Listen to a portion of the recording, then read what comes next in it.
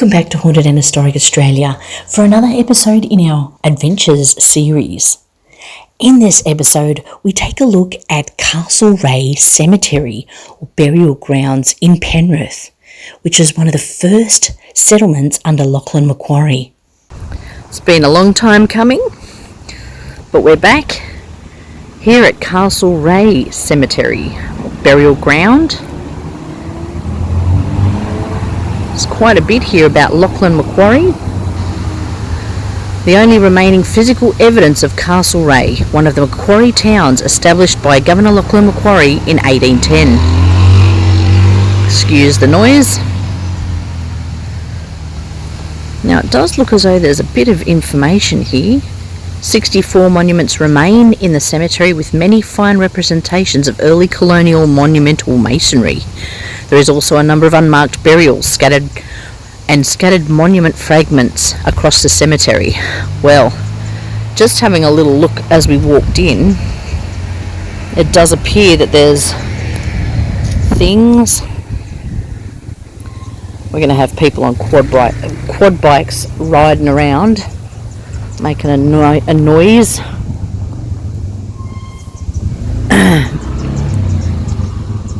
Some of the families represented are McHenry, Fraser, Single, Hadley, Field, Herbert and Rope. It is believed that Reverend Henry Fulton and his wife Anne were laid to rest in the McHenry tomb. Anne Fulton died in 1836 and her husband Henry Fulton in 1840. Both are listed as buried in the cemetery. So, it is not known how many burials occurred in the cemetery before 1818. Right. So we came along a place called Church Street and Church Lane, which means at some point there must have been a church here. But we've come along the way and we couldn't find one. So it's possible that it has since been demolished, and as the sign said, this is one of the last remains of the Castlereagh town. So we've got the Hadley family over there, Childs,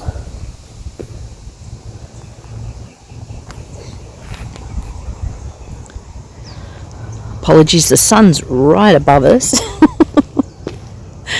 and it's going to be hard to see some of these. Now they've got signs to say that there are snakes known to be in this area, so we're going to stick to the pathed areas. Isn't that interesting? Look at that one. So I've seen a couple of Hadley. This is another Hadley tombstone, the Hadley family. Wonder if they're a relation of Ray Hadley. Charles.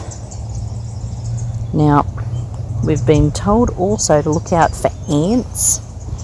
Ants' nests everywhere, so there's a possibility that there are graves or unmarked graves all the way around this little enclosed area. It's not a very big place, but it's definitely worth coming down and having a look at, as long as you're going to be respectful, because the neighbours are quite close and there is a camera out the front that monitors what's going on in here, so you have to be quite respectful. Now I've come around this way. I'm not 100% sure if there's any particular way through over there. Now it looks like a grave's fallen in over there, and that's probably why they've got the barrier up. Nobody wants to end up down. Yeah, so we finally got, I wouldn't say settled in at our new residence, but we're getting there. But I was getting itchy. I needed to come out and film something. I'm bored sitting at home. I needed to get out and film. So we're here in the Penrith area doing that.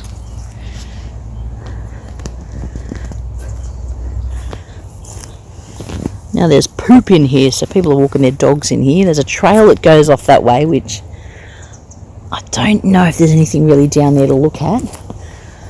Okay, Mitch has gone down that way. There's quite some interesting graves here. Isabella Evans, 1835. Wow, I hope you can see that. Yes, of course, the oops, I've fallen into a gully. Jesus, I've got to look where I'm going. Yeah, I was going to say all the graves are facing east, and of course the sun's above us, so that's always fun. We're going to have to be mindful of the viewing for you guys. You can't all see James. Oh, I can't read the surname there.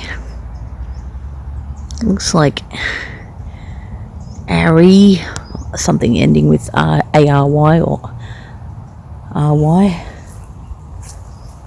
Alright, Mitch is doing his little bit. So I might go this way. He'll catch those things over there. Now, I don't really want to be bitten by ants. They're everywhere.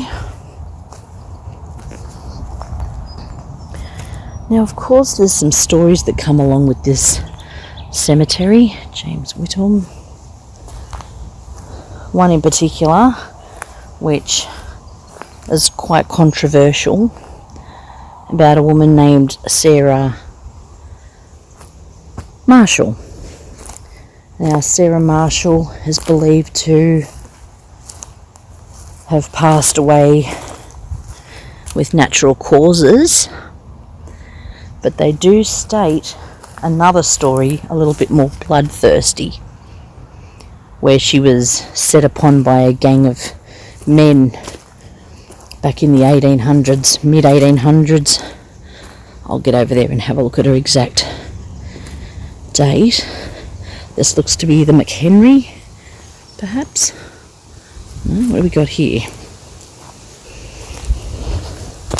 Yep, John McHenry, JP, Francis Ann Fulton Nee Walker, and the Reverend Henry Fulton, the colonial chaplain and rector of Christchurch, Castlereagh. Now, the Christchurch, Castlereagh must have been around here somewhere, but unfortunately it's either hidden away somewhere and we haven't been able to see it, or it's been demolished.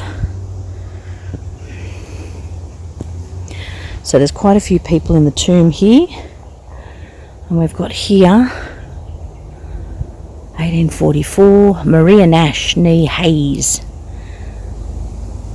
St Philip's Church, Sydney. Let's see, they arrived on the First Fleet on the Prince of Wales in 1788. Oh, usually they have the First Fleeters stamp. Might be around here somewhere and I just can't see it. How interesting. Maria and William arrived on the First Fleet on the Prince of Wales. Wow. Very interesting. Well, that's nice. Yeah, the Fellowship of the First Fleeters usually come and make their mark, unless it's been torn off or something. Or maybe, I don't know, it just seems strange that they wouldn't have put their mark on that, seeing as those people arrived on the First Fleet. Or at least Maria did anyway. Not sure where the fella's buried. Now, there's possibly graves in there, but it's a really warm day today. Warmest we've had in a while, so even though it's technically still winter, snakes might be around. Alright, so people have left their little tokens of support for Sarah. But the thing is, was there an actual brutal murder? People have said that she haunts this area. She haunts the grave. She doesn't like men. Lots of different things. Now, nothing here on the actual gravestone itself states that she was murdered. So it is possible that Sarah Simpson, died of natural causes. But the ghost story definitely sounds interesting. Now, the other thing here is that her name was Sarah Marshall, but she was unmarried at the time, possibly engaged to a husband. I believe he was John Simpson. I'll have to make sure that's correct. But that he married her by the bedside as she was dying, or she had died and he had someone marry him to her corpse. I'm not 100% sure there. I'll have to check that out. But there's quite a few stories that probably can't really be verified going back. You know, she died in 1838, it looks like there. So, quite an interesting one. She was about 42. Oh yeah, it says there 42 years. But many people will come here to pay their respects to Sarah and to, I guess, try and see if they can find any indication of a ghost. So they don't like people coming here, the neighbours, at night time, so ghost hunting's probably off the menu. But, you know, people are still doing it and have done it. And there's a story about a bugler that I'll dub over the top because I'm not sure of his name, and that it was definitely this cemetery. But there was a story of a bugler who perished, and the bugle could be heard at 9 o'clock at night being played. And it was apparently from this cemetery, but it could be the Penrith General. But I believe this one was before that, so being a very old story, it's possible that this could have been the cemetery for Penrith, I guess, before the big one. But we'll definitely check out the Penrith Cemetery as well. Oh, look, a little lizard going up the grave. Now, the story of Bugler's ghost is that when early Emu Plains settlement was being created and convicts were working just over the river into the Blue Mountains, there was British military soldiers there in a barracks to look after the convicts doing the work. Now, often on their off-duty nights, these British soldiers would get together and take a little boat across the river to the Penrith inns. Now, one night, a fair few of them stumbled and staggered into the little boat after a hard night of drinking, and in the centre of the river, they hit a floating log. Now, they didn't capsize, but it was enough to shake the boat, and they are all drunk. Well, 3 of the occupants fell out, including their bugler. Now, these guys are absolutely legless, and frantically they were scampering back to the boat. The guys on board were still trying to get them into the boat, but unfortunately for the bugler, he was found floating face down a little while later. They were able to fish out their buddy, but he was quite dead. They took him to the Penrith courthouse, where a doctor was woken from a nearby bed. The doctor pronounced the bugler dead, and as the night was quite hot, he didn't want the bugler's body stinking up the courthouse. Now, it is believed that some of the guys from the boat were already pretty sober, seeing as their comrade had died. A lot of them headed back to the barracks, but there was a few of them that stayed for the burial of the bugler. They commandeered a farmer's horse and cart and loaded the body onto a tray and drove 10 kilometres to the nearest cemetery, being Castlereagh. On arrival, the pair were able to rouse an Anglican minister, Henry Fulton, from his bed.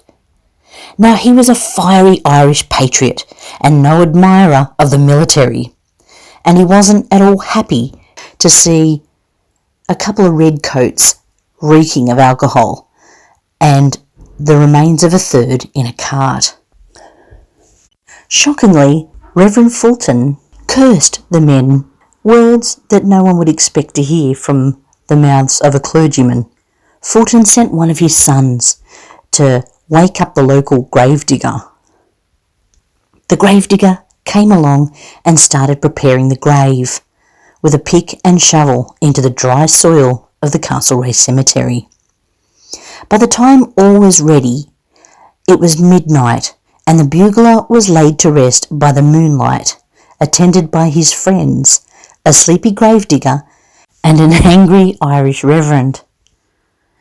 The story goes that the bugler, angry at being deserted by the rest of his comrades, would rise from his grave around 9 o'clock each night, dance a jig and play his bugle. The people of Castlereagh lived in fear of this awesome sight, and no one would go to the cemetery after dark. Not many have actually seen the ghost, but everyone stated that they heard the bugle. It was described as eerie, like a bugle being played a long way away, and the few who claimed a glimpse of the ghost swore he wore his military uniform and red coat. As per the Great Australian Ghost Stories book by Richard Davis, a few witnesses also told of being able to smell the strong, sweet odour of rum wafting across the graveyard when the ghostly music started, and one Castlereagh matron of impeccable character claimed the ghost had made a most unseemly proposition to her as she passed the graveyard on her way home from a prayer meeting one night. Even Reverend Fulton's son John, determined to lay the ghost stories to rest, went to the house of a friend who lived near the cemetery and asked him to join him in a vigil to catch the ghost. The friend refused, saying he had heard the spooky bugle and wanted nothing to do with it or the cemetery at night. John asked the gravedigger if his two sons, both large fellas like their father, would accompany him, but they too claimed to have heard the mysterious music and would have no part of the venture. So John set out alone, carrying an unlit lantern, a tinderbox, a roast beef sandwich, a stone jar of beer, and a long coil of rope, which he presumably expected to catch someone pretending to be the bugler's ghost. The young man arrived at the cemetery at around 8 o'clock and positioned himself behind a tall gravestone just a few metres from the bugler's plot. There was a cool breeze blowing from the northeast. The moon was rising, and its light cast deep shadows around the graveyard and made dew on the grass glow with an eerie phosphorescence. It was, one might say, a perfect night for ghost hunting, and while he tucked into his sandwich and beer, young John Fulton felt an exhilarating cocktail of excitement, anticipation, and trepidation coursing through his veins. On the stroke of 9, the sound began, a soft, wavering trumpeting that floated over the graveyard and made young Fulton sit up and brace himself. He peeped over the headstone and focused his gaze on the bugler's grave. But of a dancing ghost or any other visible form, there was no sign. Fulton also sniffed the air, but found no trace of rum. He climbed to his feet, emerged from his hiding place, and listened more closely, then burst into raucous laughter. Laughter that echoed across the graveyard and sent startled nightbirds flapping into the sky.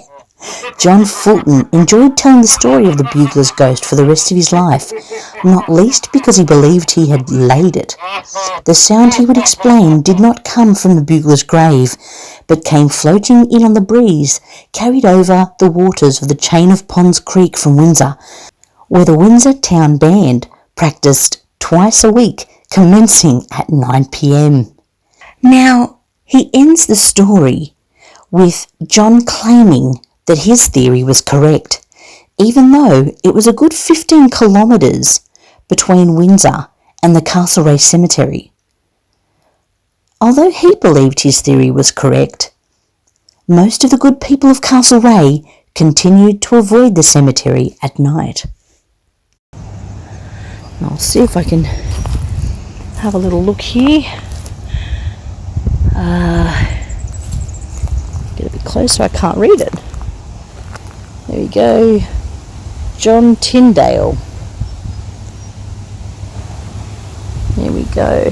1835, 26th of January. Australia Day. That's another controversial topic, isn't it? Well, Americans have stuck by their Independence Day, and Australia's Australia. No matter who you are, where you've come from. So, oh look, John Herbert and Deborah Ellum, descendants of First Fleeters. So these are descendants of people who came in the First Fleet. That's it.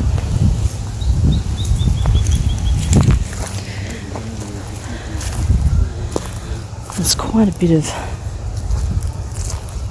I mean, there's walk paths here, walkways. Look at the little lizard running off. But at any point here could be unmarked graves. So it's a little bit freaky, which is like any cemetery really, that you go there and you can be walking on graves. Look, there's some little ones over there.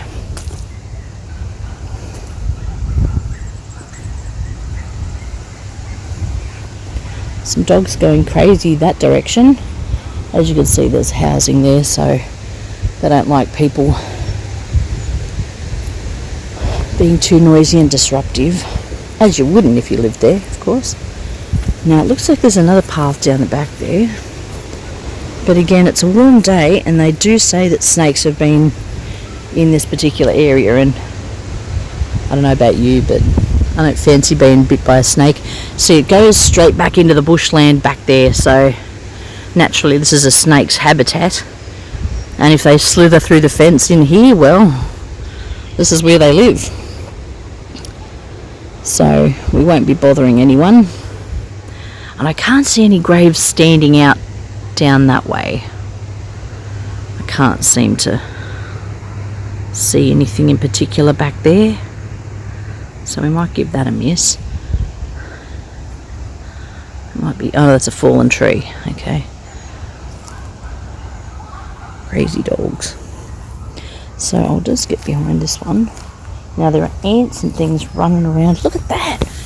Huh. Wow. I haven't seen anything like that for a while. It's like a fungus. An orange one. Alright, so there's lots going on up here. More ants' nests, so you've got to be really careful. Oh, look. The little checkers off the mills. Graves strewn everywhere. There we go. More Mills family. Anne Harris. What have we got here? George Finch. And we've got more posts. They look like posts, so there must have been metal up around it at one stage. And the hearses, you probably would come through the back here and drive in. It's a light. There we go. Anne Harris died in 1835, aged 61. Mortal remains of Anne Harris, infant daughter of John and Rachel. Oh, what? There must have been an Anne Jane. Okay. 8 days. Oh, so it's not just Anne Harris who's 61, but also a newborn in here. Gosh, I hope you can see that. I'll have to see if I can get Mitch to take a couple of photos. What's that? Weaver, the Weaver family back there. I'll make sure I'm not standing any ants or graves. The Weaver family. And there's Anne Harris. There we go. So there's quite a bit to see down here. It's only a small one compared to some of the ones we've done. Oops, I'm probably treading on poor old George Edward Finch's grave here. but that's the way the path goes, unfortunately. And there's more, the Weaver family there. There's more of those bollard things with the metal trying to separate, but they're so old, eh? They're so old. And unfortunately, maintenance on these places, you know, we're lucky they're still here, really. They haven't tried to bulldoze this place down for housing. All the way Sydney's going at the moment, wouldn't put anything past them. Yeah, so who we got here? Field. The Field family. They're a bit harder to see, but funnily enough, the headstones aren't too bad here. Looks like someone might have tried to make that one a bit better to see. There's some graves laying down over there. Some it's rocks. Not a bad little place here.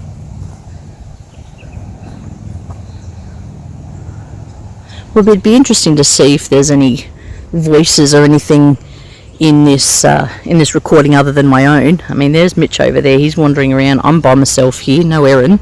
She's at school. So if you hear any other voices in the film, Sarah's ghost may actually be reality. But, you know, we'll see how that goes. Who have we got here?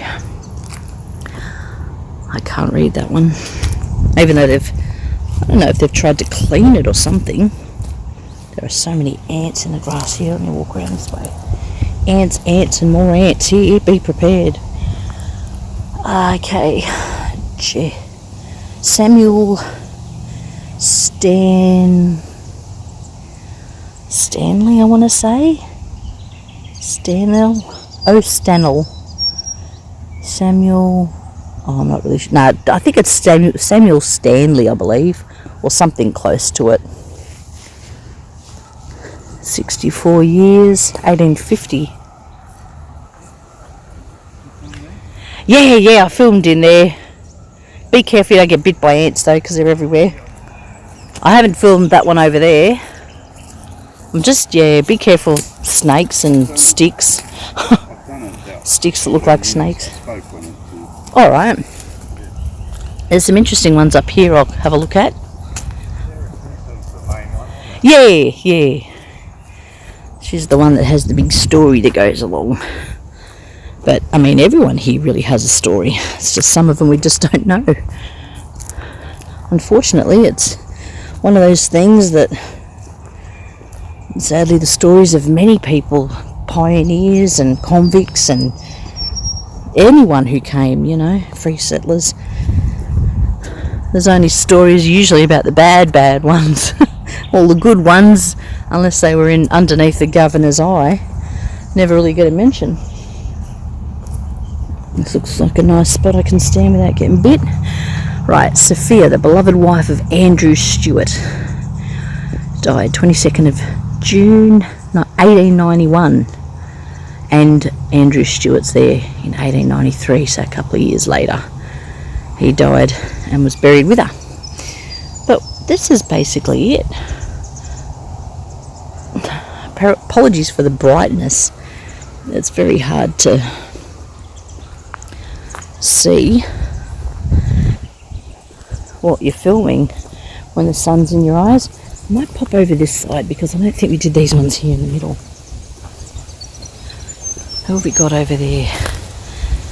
Sacred. Someone Smith. Mira Smith, something like that. I'll go and have a look at that one in a minute. I'll come back and do these guys here. I don't think we looked at these. Yes, sticks. Lots of sticks. Lots of tree branches. The Frost and Rope families. Eliza Frost, 1854 or 34. It's difficult to see actually. Could be 34. A lot of them in the 1830s and 40s. It could be because then they probably opened up the Penrith General Cemetery then. Why does it look... Oh, sorry, I was zoomed in. They must have opened the Penrith General probably after that date, so you really only have people up until the 1840s here. Did I see one for 1860? I'm not 100% sure. But there's a good lot of things to see here, as long as you're respectful. And unfortunately, a couple of people have cruelled it for the rest of us in coming here after hours. I mean, obviously there's a light over there, so they expected some people to come. And it seems to be... Oh, it's near the back end of the cemetery. But Sarah's grave is basically the one with the flowers. It's pretty much straight from when you come in. If you go down the centre path, you go straight to Sarah. She's the one that most people come to see, but do have a look at the other gravestones as well, because there's a lot of pioneers and first settlers, descendants of first settlers to see as well. And the story of the Bugler, I'll have to get onto that, but there was something tied up with Solomon Wiseman in it. Now he's a really interesting character, and we'll be doing him very soon. I've wanted to go and have a look at where Wiseman's Ferry and Solomon Wiseman, Cobham Hall, all that area, but we're making our way out, having a look at as many things in one area as we can, so we don't miss anything. But of course, anything we miss we can always go back and do at a later time. But there's so many stories, and we've got many more convict stories and bushranger stories and criminals, cutthroats and convict stories and ghost stories, and Jesus, you name it, we've got a story about it. So stay tuned, we are back, and we're going to have much more on the channel. But this is Castlereagh Cemetery, or burial ground,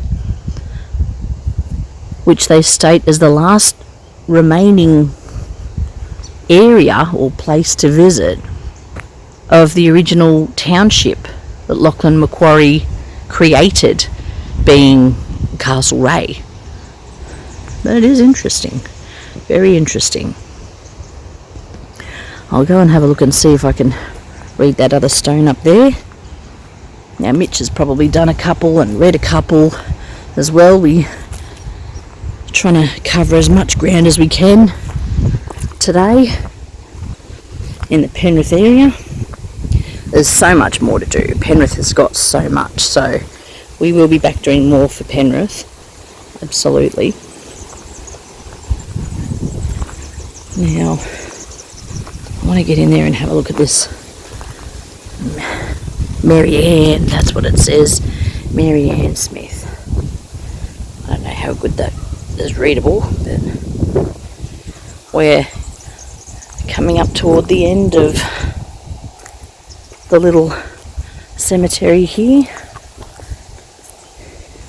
We went that way to begin, so these guys here, it's a somewhat oval circle, and you come back to the front field.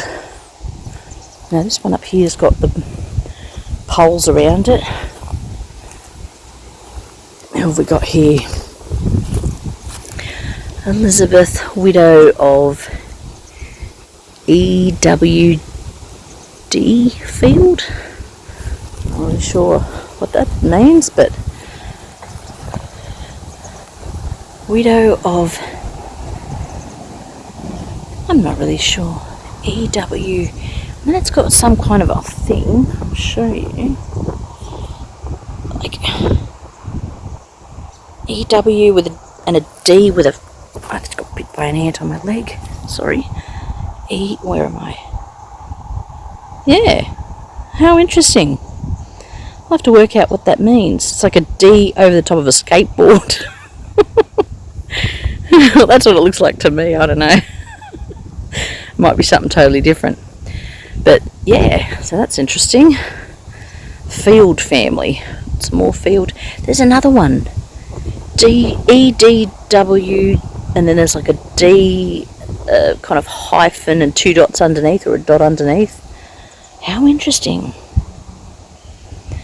But they must have been notable because they've got the, well, they would have had the chains, as you can see. They had the chains. Christ, I don't know if you can see. Alright, so I'm getting bit. I'm just going to come over here for a sec. Little rascals running about everywhere. So you've got to be careful you don't get eaten alive in here. But yeah, oh, they've got something holding up this one here.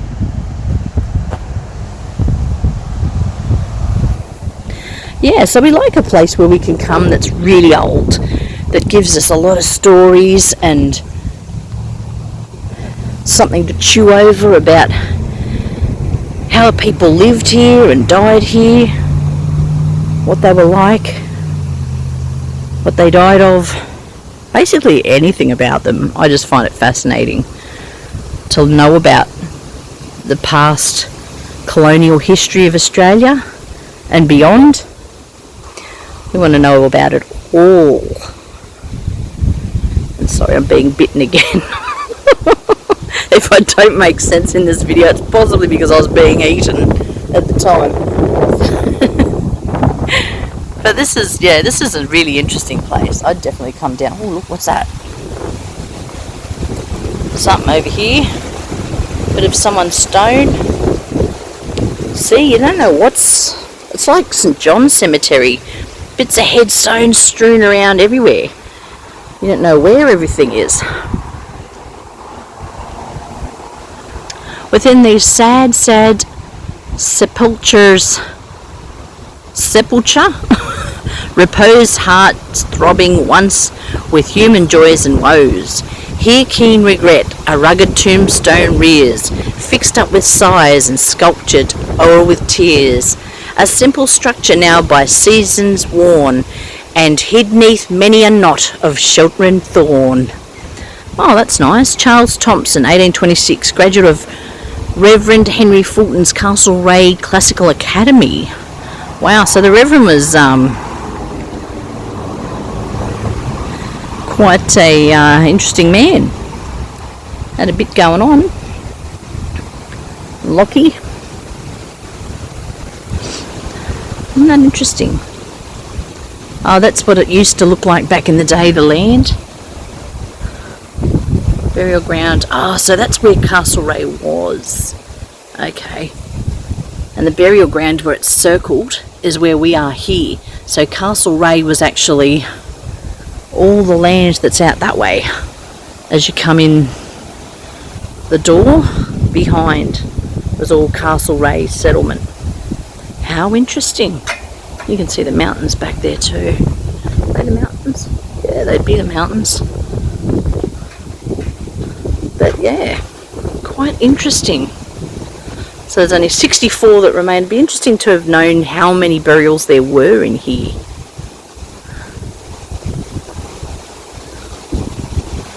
Okay. Mary Ann Smith, 1814. Right, so that one of Mary Ann Smith seems to be the earliest.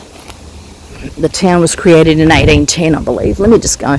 Mitch is still hanging about out the back there, so I'm going to go have another look at the oldest one in the cemetery. Or that they know of, I guess. Let's get over here to Mary Ann. I'm not going to walk on her grave, so I'll walk around. I want to tread on her. Coming through the... Oh, paper bark tree. How interesting. Now, there's a lot of those paper barks. We used to rip them off as kids. Naughty. When you tell a kid a tree's made of paper, what are they going to do? Try and rip shreds off it. Try and write on it. Oh, they shed it anyway, but, you know, it's not nice to rip bits off trees. So this is the oldest grave in this cemetery. Let me just get a little closer without walking on a grave. Oh, just zoom out a bit. Zoom in a bit. I'll get Mitch to take a photo of this. He's got the better phone. I'm going to have to upgrade this phone. And we're going to get some more equipment too. Once things have completely settled down, which is taking a while at this stage, having to get kids into new schools and such, but we will get there. So there you go. Sacred, sorry, I'm whacking ants away. Sacred to the memory of Mary Ann Smith, whom departed this life May 20th,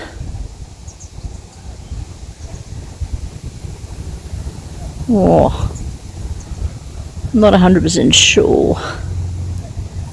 It was probably on the note, on the, what's he back there, but I can't read it at the moment.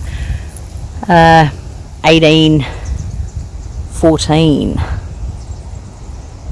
Aged, is that 30 something years? Crikey, they didn't live long. 30 something years. Something people all, as you pass by.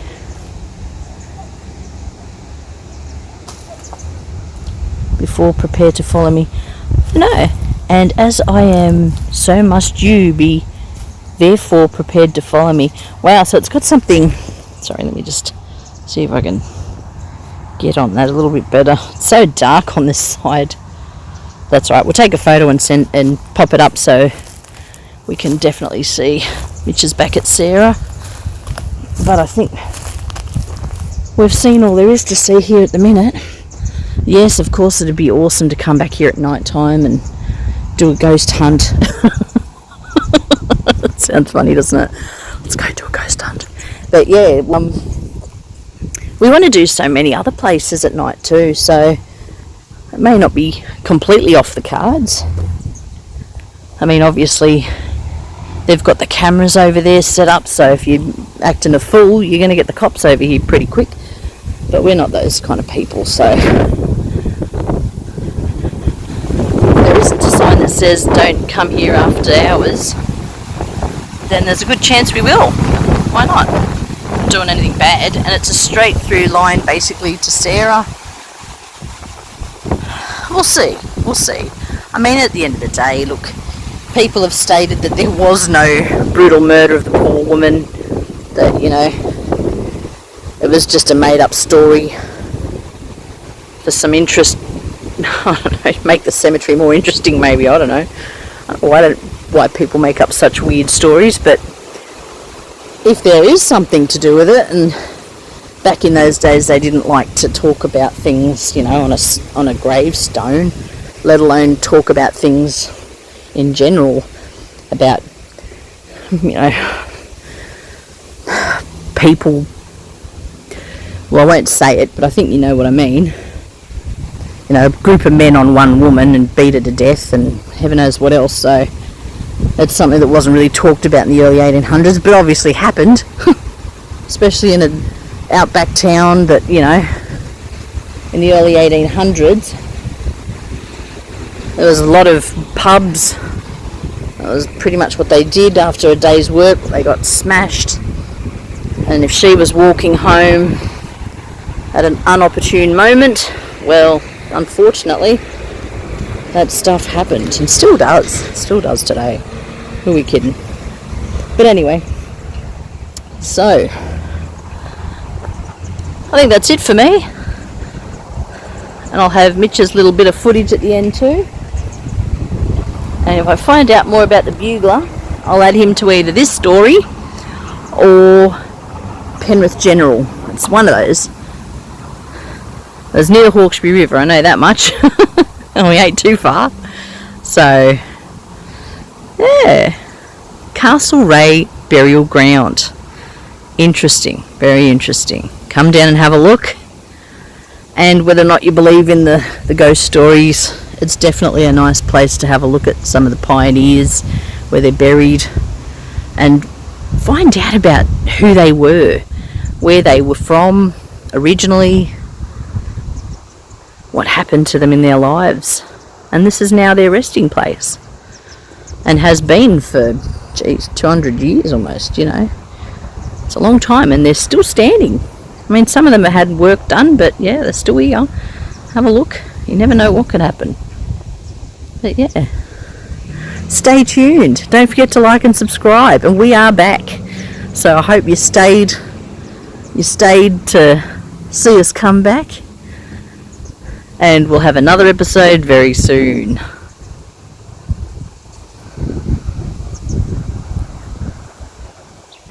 Sarah Simpson's the main one, wasn't it? Yeah.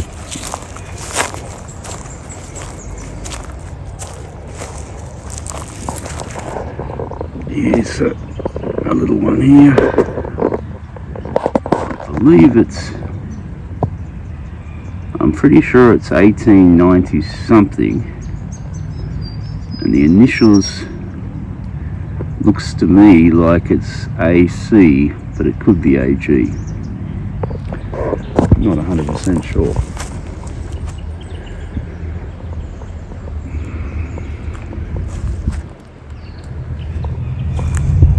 As I said earlier, this is a very old cemetery, very old headstones, very old burial sites. But you know, we have been to places with plots that were, for example, you know, the very late 1800s into the early 1900s, and they were in nowhere near as well a kept place of final resting place for these people as what it is here. Excuse me. Which is good, which is a good thing. You know, I think it's important that we councils do everything they can to keep these places in the condition that they ought to be kept in. I mean, for a burial site there, I mean, it's the least you could do, really, But I mean, one that comes to mind is I believe it was the Catholic cemetery at Windsor. That was very, very, very poor. I mean, yeah, sure, it was mowed, but headstones have been left to rot, fall over. No attempts made at all to at least do something even though the family, the people that the families that are still alive today, even if they weren't they didn't know that their ancestor was buried there. It should be, I think, at the very least, maybe possibly the Catholic Church, in conjunction with a council, local council, should do something to keep them in somewhat of a reasonable condition. But, yeah, if you have a look at there's a Windsor Cemetery video on the channel. Go and have a look at that, and you'll see what I mean. It's unfortunate. It's unfortunate. This here, I'm particularly interested in this one because it has a very, very ornate headstone, and it was even inlaid with. It looks okay. So it looks like normal, like what you would say, a base-coloured sandstone with a red sandstone inlay there. Beautifully done. Beautiful work. Even on that flower there. Look at that. I mean, that's beautiful work. And that up there. I mean, that's a little book open there. And at one point, it would have had, I guess, something up the top there, possibly an angel. It is for a lady, firstly, Sophia, who passed away on the 22nd of June 1891, and okay, yeah, so it was a beloved wife at first in 1891, Sophia of Andrew Stewart, and Andrew died on the 13th of January 1893. He was 68. Sophia was 58 and he was 68. And they're about 2 years apart. But that is a very nice looking, sandstone. The work of that sandstone is brilliant. I'm just sorry that we don't know what was up top there. I'm sure it would have been ornate, whatever it was.